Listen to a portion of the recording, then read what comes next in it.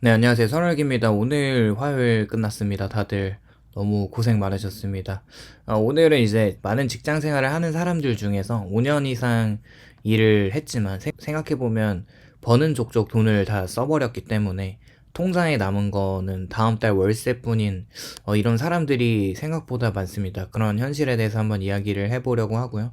매월 돈이 나가야 하는 그 시기에 통장을 항상 열어보고 또 급여일은 아직 많이 남아있는 상황에서 잔액은 정확히 다음 달 월세 정도 이제 부족하지도 않고 남지도 않은 상황인데 어쨌거나 딱 그만큼 남은 돈과 이 순간 가장 괴로운 거는 돈이 없다는 사실이라기보다는 더 괴로운 건 5년 동안 도대체 뭘 한 걸까라는 생각이 들면서 현타가 세게 오는 겁니다.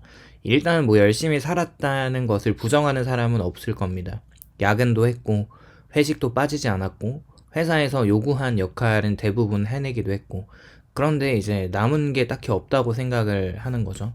차도 사지 않았고 집도 없고 투자 계좌도 없고 비상금도 없습니다. 오직 이제 다음 달에 내야 하는 월세 이게 남았는데 이걸 또 생각을 해보면 처음 회사 생활을 시작하고 다들 뭐 이렇게 사는 거 아니냐라는 착각을 할 때가 있는데 첫 월급을 받았을 때를 떠올려 보면 숫자가 사실 크진 않지만 처음에 내 이름으로 찍힌 돈을 받았으니까 그 순간 이제 생각을 하는 게 이제 나도 어른이다. 이 정도는 뭐 써도 된다.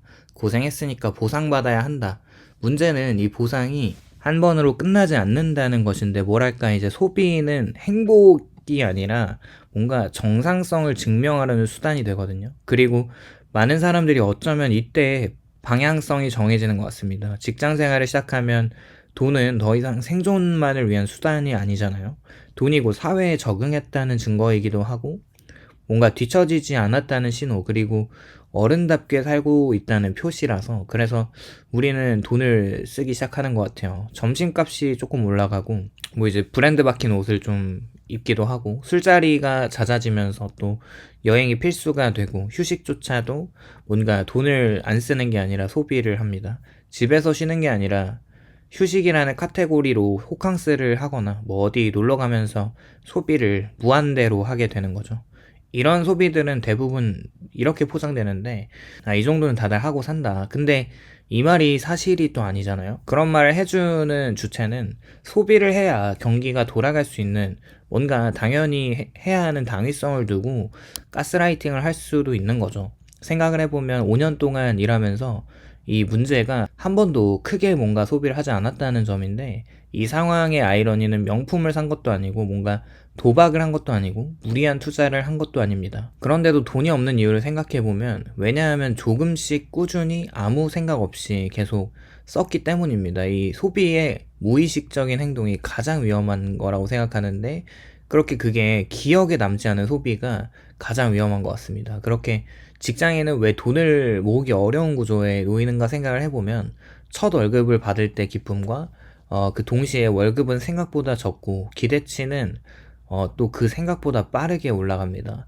사회가 우리에게 약속한 거는 열심히 일하면 안정적인 삶이 가능하다는 거죠. 하지만 현실은 달랐죠. 월급 상승 속도에 비해서 물가 상승 속도가 가팔랐고 자산 가격 상승, 특히 부동산 상승은 이런 물가 상승에 포함된 주거비를 급등시키면서 이렇게 받는 월급에 비해 주거비라고 하는 그 물가 상승이 엄청났었던 거죠. 그렇게 연봉 인상률은 삶의 기대치의 어떤 상승률이 비대칭 구조일 수밖에 없고 이 차이가 전부 개인이 메워야 하는 영역인데 일단 고정비는 한번 늘어나면 줄이기가 어렵습니다. 직장생활 5년차가 되면 삶의 기본 세팅이 완성된다고 보는데 월세나 통신비나 뭐 보험료나 교통비, 식비, 인간관계 비용 이런 비용들은 없애기 어려운 비용들입니다. 생각을 해보면 이 서울 원룸이나 월세나 관리비를 다 합쳐서 아무리 저렴해도 80만원에 보험료 10만원, 교통비 6만원, 식비 4에서 50만원, 또 인간관계를 맺어야 하는 비용 등 그리고 이 고정비 위에 가변 소비가 얹히는데 저축은 이 구조에서 항상 맨 마지막이라는 점이고 저축을 포기할 수 없다면 이 기본적인 삶의 질을 다 내려놔야 하는데요. 어쨌거나 그렇게 악착같이 모으는 사람들도 있지만 대부분은 모으지 못하는 삶을 향유하고 이렇게 공유하기 때문에 다 이렇게 사는 거구나라는 생각으로 우리를 그 뭔가 일반성 안에 가둬놓고 돈을 모으지 않게 만듭니다. 생각을 해보면 지금 아니면 언제 써라는 질문은 항상 사람들을 고민하게 만들고 그게 맞는 것처럼 생각이 또 듭니다. 30대 초중반은 혹은 사회 초년에서 중반기에 가장 자주 드는 생각이 있다면 당연히 지금 아니면 언제 쓰냐 이 질문은 틀리지 않죠. 문제는 이 말에 모든 소비에 면죄부가 된다는 점이라는 건데 그러면서 소비를 하게 되죠. 일단 지속적인 소비와 돈이 모이지 않는 상태로 해가 넘어가고 5년이 넘어갔어요. 그렇게 5번의 해가 거듭 넘어간 것을 생각해보면 잔액이 영원에 가까워질수록 이상하게도 공포보다 먼저 오는 감정은 허탈감입니다. 분명히 열심히 살았는데 분명히 나름 절제했다고 생각했는데 분명히 남들만큼은 다 했는데 왜 아무것도 없지라고 생각을 하는 거죠. 사실 그것도 맞죠. 이제 5년 동안 직장 생활을 하는 게 정말 쉽지가 않은데 그걸 하면서 이렇게 살아왔다는 것은 대단히 이제 칭찬받아야 할 일인데 그렇지만 그럼에도 그런 자책은 문제를 해결하지 못하죠. 이 시점에서 많은 사람들이 자기 자신을 몰아붙입니다. 내가 너무 철이 없었나? 소비 습관이 문제였나? 뭐 남들보다 뒤처진 건가 하지만 이런 자책은 문제를 정확하게 보지 못하게 합니다. 당연히 그리고 자책으로 인한 다음에 그 잘못들을 수정해 나가는 과정을 밟는다면 건강하다고 생각을 하거든요. 그렇게 진짜 두려움은 미래에 대한 통제력을 상실했다는 건데 돈이 없다는 건 지금 당장 굶는다는 뜻이 아니고 진짜 문제는 내 인생에 갑자기 어려운 일이 생긴다면 나는 아무 선택도 못 한다는 겁니다. 회사를 그만두고 싶어도 못 그만둬요. 아파도 쉬지 못하고 기회가 와도 잡지 못합니다. 항상 통장에 있는 잔액은 자유의 반대편에 있다는 걸 명심해야 되죠. 일단 아직 되돌릴 수 없는 실수라고 생각하진 않고 아직 일할 수 있는 기간이 많이 남아 있어서 중요한 사실은 빚이 산더미인 것도 아니고 신용이 또 무너진 상황도 아니고 회복이 불가능한 선택을 한 것도 아닙니다. 물론 이 상태를 가지고 계속 이렇게 돈을 흥청망청 쓰면서 살아도 된다는 생각을 절대 해서는 안 되겠죠.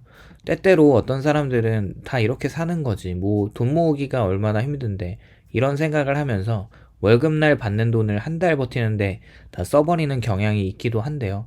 매번 그렇게 된다면 그 시간이 지금 5년, 향후 5년이 더 지체된다면 그때는 정말 쉽지 않은 인생을 살아갈 수밖에 없을 겁니다. 뭐 30대에 취업을 했다고 했을 때 35살, 향후 5년이면 40인데 그때 나이는 진짜 이제 인생의 어떤 골든타임이 지나서 이제 뭔가 안정기에 접어드는 나이라고도 생각이 드는데 그게 그렇지 않은 상황이라면 정말 암울하죠.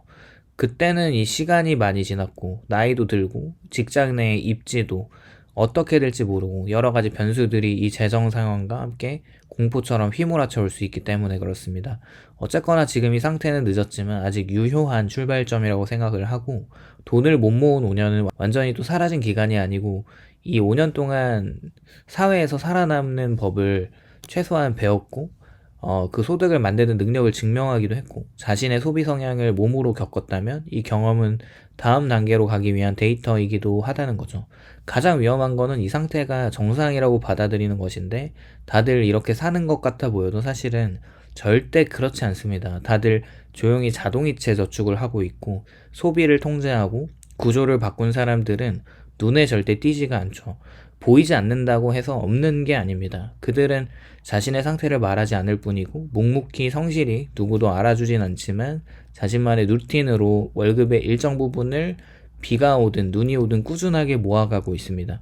당연히 그런 사람들을 본받을 필요가 있겠죠. 사실 저축은 남는 돈으로 한다기보다는 고정비와 생활비, 필수 소비 같은 지출 항목으로부터 먼저 일정 비율을 먼저 모아야 합니다.